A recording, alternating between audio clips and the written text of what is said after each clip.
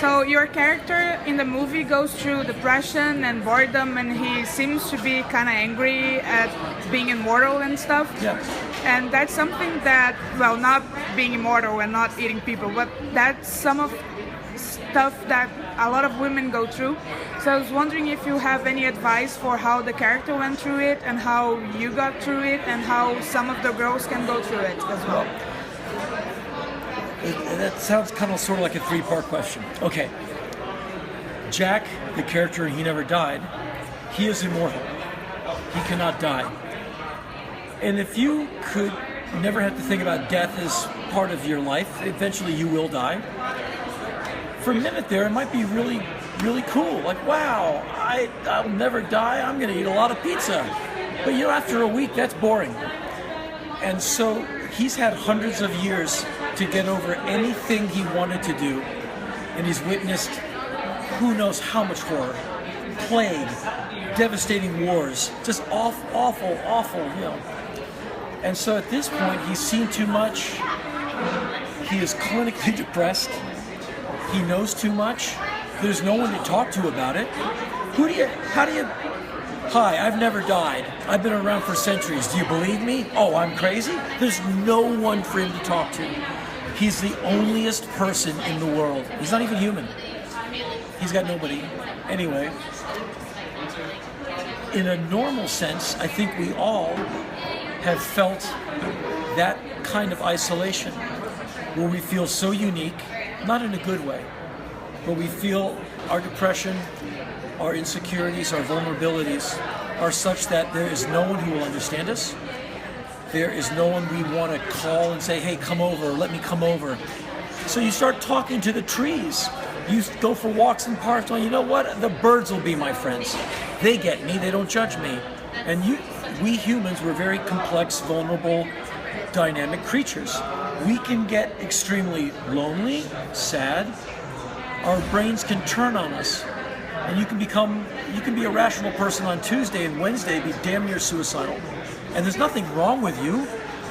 You're just a thinking person, and sometimes your thoughts turn around and get you. And so I've gone through a life of that. As a little kid, I asked my mom, I go, what? I feel really bad. She goes, honey, that's depression. It's been with me since about age 5, where it is a factor in my life. Like, well, I'm not going to get that done today. I just don't have the wherewithal to go do it. Or if I do, I have to push myself so hard because nothing in me wants to get that done. I just want to sit in a corner. And if I never saw another person again, that'd probably be just fine. I don't hate people. I don't always mix well with them because of the depression and the isolation that I feel. Hence, all the books, all the records, all the shows, I'm trying to medicate that. At least I don't do it with vodka. And so I think in a lot of societies, and I will say this after hearing this from many women I've talked to in my life, that being a woman, we guys can't understand what that's like. I can relate to you as a female on the human level, on a professional level, on a biological level. In that I took biology, I kind of sort of know how your parts work and how they differ from mine. But on an emotional level, the daily misogyny women go through in video games, music, day to day. You know, what if I said, oh, hi, honey? What if I called you honey? What an insult. Where I might not even think it's an insult. Like, why is she getting so angry? Like, you called her honey, man. What's up with that? What are you talking about? What is up with that? What's your problem? You, me. And so I think a lot of men, due to whatever factors, can become incredibly unaware or uncaring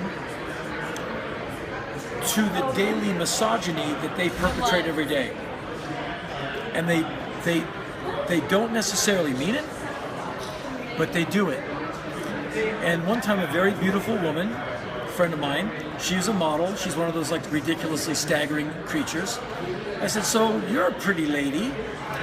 That must be pretty cool. She said, yeah, it's cool until guys walk up to you on the subway and say, I can't repeat the stuff that's been said to her. Like, well, I bet I'm not good enough. And like, you know, violence, like threats. to the beauty, where it's like the pretty bird in the forest. Look at that bright bird. Oh yeah, what's your first name? Let's kill it.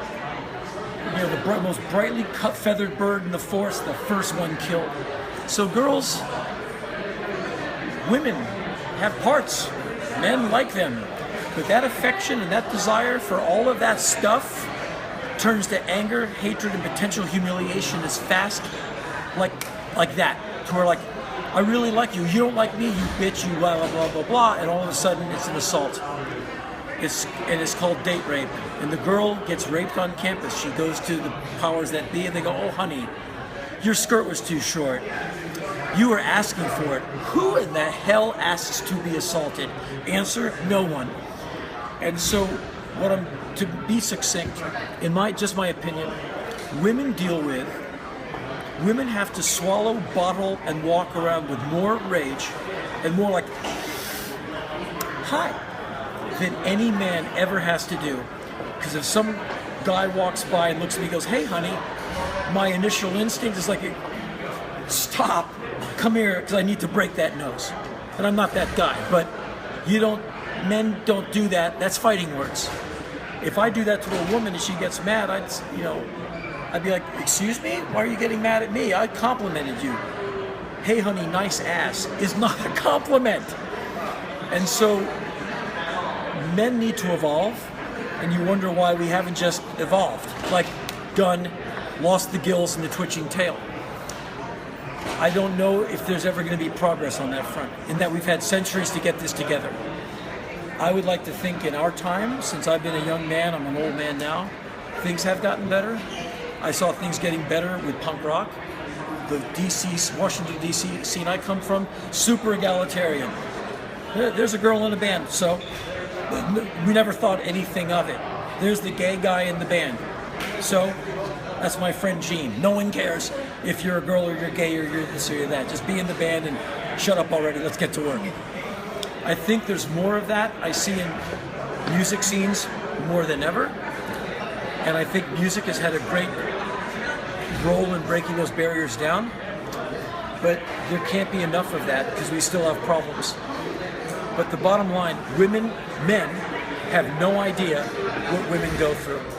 And I can say that just from getting so much mail, so many women saying, hey, you wrote a thing, but you're a little wrong-headed, so I'm a woman, I'm going to break it down for you and school you. And I take the lesson. I go, wow, whoops, didn't mean any harm. Well, you didn't mean any harm, but you're a little harmful.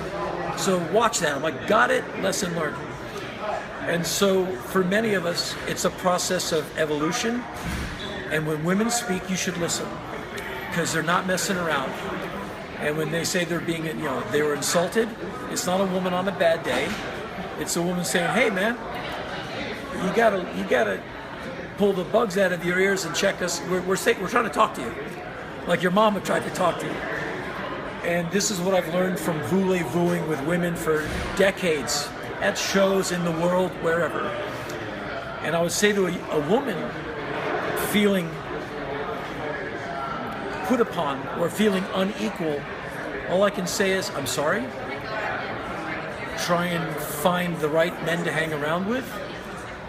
And I can't exactly apologize for my gender, but I will say, just to save you a lot of time, a lot of us are incredible jerks and we'll never get it together.